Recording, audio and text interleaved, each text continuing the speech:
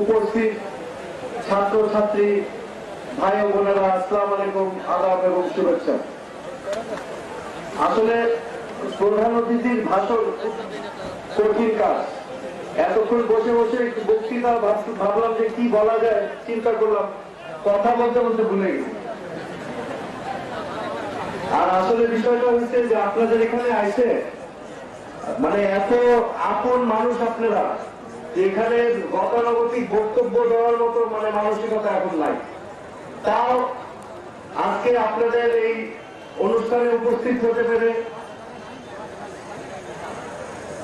এই ছোট্ট ভাই বোনদের যে সুশৃঙ্খল প্যারেড আমরা দেখলাম, তারপরে কবিতা পাঠ এবং গান, আসলে এটা আমি বিশ্বাস করি আমার মতো এখানে যারা উপস্থিত আছেন সবাই মুগ্ধ হয়েছেন এবং সবাইকে স্পর্শ করেছে এত চমৎকার এই অনুষ্ঠানগুলো। আজকে আপনারা জানেন গত 2008 সালের 29শে ডিসেম্বর বাংলাদেশ, শুধু সারা বাংলাদেশে না, শুধু এই এশিয়া বা এই উপমহাদেশে না, যেটা সারা বিশ্বে নন্দিত হয়েছে। জাতিসংঘ, ইউরোপিয়ান ইউনিয়ন, আমেরিকান পর্যবেক্ষক দল থেকে শুরু করে সকল সংগঠন, সকল পর্যবেক্ষক দল এই নির্বাচনকে এক বাক্যে বলেছে একটি অবাধ, সুষ্ঠু, নিরপেক্ষ নির্বাচন, যেটা শুধু এশিয়ার জন্য না, সারা পৃথিবীর জন্য একটি উদাহরণস্বরূপ নির্বাচন। এই নির্বাচনটা এত চমৎকার ভাবে অনুষ্ঠিত হয়েছে তার কারণ র্যাব, আনসার থেকে শুরু করে সকল আইন শৃঙ্খলা রক্ষাকারী বাহিনী এবং সকল সরকারি কর্মকর্তা কর্মচারী বৃন্দ যে 2008 সালে তাদের গণতান্ত্রিক অধিকার সঠিকভাবে চর্চা করতে সক্ষম হয়েছে। এই জন্য আমি সকল সংগঠন, সকল আইন শৃঙ্খলা রক্ষাকারী বাহিনীকে আন্তরিকভাবে ধন্যবাদ জানাচ্ছি। আজকে আপনারা জানেন এখানে অনেক দাবির কথা এসেছে। স্বাভাবিকভাবে আপনাদের ভোটে নির্বাচিত প্রতিনিধি আমি, আপনারা জানেন যে পরপর 2 বার কাপাসিয়ার ইতিহাসে এই প্রথম আপনারা নির্বাচিত করেছেন, নৌকা মার্কায় ভোট দিয়ে আমাকে 2 বার পরপর নির্বাচিত করেছেন, আপনাদের জনপ্রতিনিধি করেছেন। স্বাভাবিকভাবে আপনাদের এলাকার উন্নয়নের জন্য যে সকল দাবি, সেই সকল আমাদের জননেত্রী প্রধানমন্ত্রী শেখ হাসিনা আপনাদেরকে সম্মান করে, শহীদ তাজউদ্দিন আহমেদের প্রতি সম্মান প্রদর্শন করে এই কাপাসিয়া থেকে নির্বাচিত সংসদ সদস্যকে গণপ্রজাতন্ত্রী বাংলাদেশ সরকারের প্রতিমন্ত্রীর দায়িত্ব দিয়েছেন এবং সেই দায়িত্ব অধীনে পাসপোর্ট, ইমিগ্রেশন, এই মন্ত্রণালয়ের অধীনে ন্যাশনাল আইডি কার্ড, যে আইডি কার্ড যে করা হয়েছে এই সমস্ত এই মন্ত্রণালয়ের অধীনে। তারপরে আছে গোয়েন্দা সংস্থা, এসবি, নার্কোটিক্স, অনেক জটিল মন্ত্রণালয়। কারণ এই মন্ত্রণালয় করি, তার মানে ব্যাপারটা বুঝছেন কত জটিল। আইন শৃঙ্খলা রক্ষা করা একটা বিরাট জটিল কাজ। আজকে এই গুরুত্বপূর্ণ মন্ত্রণালয়ের দায়িত্ব মাননীয় প্রধানমন্ত্রী এই কাপাসিয়া থেকে নির্বাচিত সংসদ সদস্যকে দিয়েছেন। তাই আজকে আপনাদের পক্ষ থেকে আমরা ওনাকে কৃতজ্ঞতা জানাই এই সম্মান প্রদর্শন করার জন্য। ইনশাআল্লাহ আপনাদের দোয়ায়, আপনাদের সকলের সহযোগিতায় আপনাদের মান সম্মান ইনশাআল্লাহ আমি বজায় রাখবো। শহীদ তাজউদ্দিন আহমেদের নাম এবং এই কাপাসিয়ার নামকে আরো আমরা উজ্জ্বল করবো ইনশাআল্লাহ। গত 29শে ডিসেম্বর নির্বাচনে আমরা আপনাদের সামনে একটি নির্বাচনী ইশতেহার দিয়েছিলাম।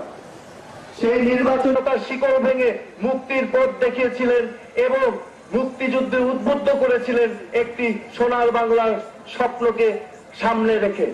আপনারা জানেন বঙ্গবন্ধুর নির্দেশে সেদিন আমাদের মতো একজন ব্যক্তি পেয়ে থাকি যিনি বঙ্গবন্ধুর পাশে থেকে বঙ্গবন্ধুর নির্দেশে বাংলাদেশের প্রধানমন্ত্রী হিসাবে মুক্তিযুদ্ধের নেতৃত্ব দিয়ে থাকতে পারেন, তাহলে আমি বিশ্বাস করি আজকে এখানে যে ছোট্ট ভাই বোনরা এখানে উপস্থিত আছো, তোমরাও যদি মনোযোগী হয়ে লেখাপড়া ঠিক মতো করো, তাহলে আগামী দিনে তোমরাও এই বাংলাদেশের সেই সোনার বাংলা গড়ার লক্ষ্যে তোমরাও বাংলাদেশের মেরুদণ্ড হিসাবে গড়ে উঠতে পারবে। তাই আজকে আমাদের সামনে উদাহরণ আছে, আমাদেরকে চেষ্টা করতে হবে। আমাদের প্রধানমন্ত্রী বলেছেন যে 2021 সালে যে বিদ্যুৎ নিশ্চিত করতে হবে বাংলার গ্রামগঞ্জে, বাংলার শহরে শহরে। আপনারা জানেন আমি নির্বাচনের আগে আমার বক্তব্যে বলেছি, আপনাদের সামনে তুলে ধরেছিলাম যে বিগত 4 দলীয় জোট সরকারের আমলে কিভাবে জনগণের হাজার হাজার কোটি টাকা লুটপাট করে বিদেশে পাচার করা হয়েছে। আপনারা দেখেছেন যে সেই নমুনা, সেই প্রমাণ পত্র পত্রিকায় বারবার আসছে যে প্রাক্তন প্রধানমন্ত্রীর সুপুত্ররা হাজার হাজার কোটি টাকা যে মার্কিন যুক্তরাষ্ট্রের মামলা হয়েছে তাদের বিরুদ্ধে। তা আজকে সেটাই প্রমাণ হয় আমরা যেটা গত 7 বছর ধরে বলে আসছি।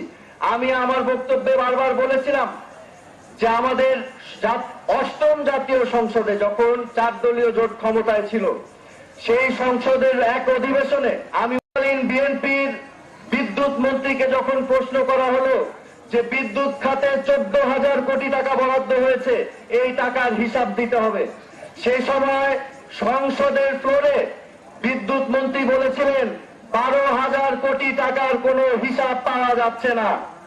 12,000 কোটি টাকা, চিন্তা করে দেখেন, এটা কিন্তু অনেক টাকা। বাংলাদেশের মানুষকে যদি 1,000 টাকা করে বাংলাদেশের প্রত্যেকটা মানুষকে দেওয়া হয়, তাহলে হয় 12,000 কোটি টাকা। আজকে আমাদের বিদ্যুৎ যেখানে থাকার কথা ছিল, যে উৎপাদন থাকার কথা ছিল, আজকে সেখানে দেখা গিয়েছে বিদ্যুৎ ঘাটতি। অথচ এইভাবে সেটা আমরা অতি সত্বর আগামী 1 বছরের মধ্যে সেই প্রযুক্তিগুলো কাজে লাগাতে পারি, যাতে বাংলাদেশের মানুষের ঘরে ঘরে আমরা বিদ্যুৎ পৌঁছিয়ে দিতে পারি, সেদিকে তিনি অলরেডি নির্দেশনা দিয়েছেন। আজকে আপনাদের জনপ্রতিনিধি হিসাবে এখন বিদ্যুতায়ন হবে, কাপাসিয়া সমান্তরালে বাংলাদেশের মতো বিদ্যুতায়ন ইনশাল্লাহ আমরা নিয়ে আসবো। এবং বিশেষ করে বারিশাবর মানুষ অনেক কষ্টে আছে, আমি জানি। আপনারা অনেক দিক দিয়ে বঞ্চিত হয়েছেন, রাস্তাঘাট বিদ্যুতের ক্ষেত্রে আপনারা অনেক বঞ্চিত হয়েছেন। আপনাদের দিকে আমার সুনজর থাকবে, আমাদের দৃষ্টি থাকবে। আমাদের চেয়ারম্যান আছে, ভাইস চেয়ারম্যান আছে, আপনাদের সকল সময় আমাদেরকে আপনাদের পাশে পাবেন। এবং বিদ্যুতায়ন হলে ইনশাল্লাহ বারিশাবর দিয়ে আমরা শুরু করব বিদ্যুতায়নের কাজ। আর আমাকে একজন বলছেন যে বিদ্যুৎ যদি এখন নাও পারেন, অন্তত খাম্বাটা লাগাই দিন। আমি বলছি ভাই, আমাদের খাম্বা লিমিটেড নাই। খাম্বা লিমিটেড খেয়াল আছে? 2021 সালের মধ্যে প্রাইমারি থেকে ডিগ্রি পর্যন্ত বিনামূল্যে বাংলাদেশের প্রত্যেকটি ছাত্রছাত্রীর জন্য শিক্ষা ব্যবস্থা করা হবে। আমরা বলেছিলাম যে ক্ষমতায় আসলে আমাদেরকে সুযোগ করে দিলে আমরা ডিজিটাল বাংলাদেশের আওতায় নিয়ে আসবো বাংলাদেশের সকল শিক্ষা প্রতিষ্ঠানকে। আজকে আমরা সেই কাজে বদ্ধপরিকর। আপনাদের দোয়া আপনাদের আছে। আপনাদেরকে নির্বাচনের সময় আমি বক্তৃতায় জিজ্ঞেস করতাম কত টাকা কেজি চাল খাইতেছেন, মনে আছে? হ্যাঁ, আপনারা বলছিলেন 32 টাকা। আমরা দ্রব্য মূল্য মানুষের ক্রয় ক্ষমতার মধ্যে নিয়ে আসবো বলছিলাম। আপনাদেরকে জিজ্ঞেস করতাম সারের কথা জিজ্ঞেস করতাম, ডিজেলের কথা জিজ্ঞেস করতাম। আওয়ামী লীগ ক্ষমতা আসার পরে সারের দাম কমছে, ডিজেলের দাম কমছে না? আজকে আমরা সেই লক্ষ্যে পৌঁছাবার জন্য কাজ করে যাচ্ছি। সেই লক্ষ্যটা কি? 2021 সালে আধুনিক সোনার বাংলাদেশ।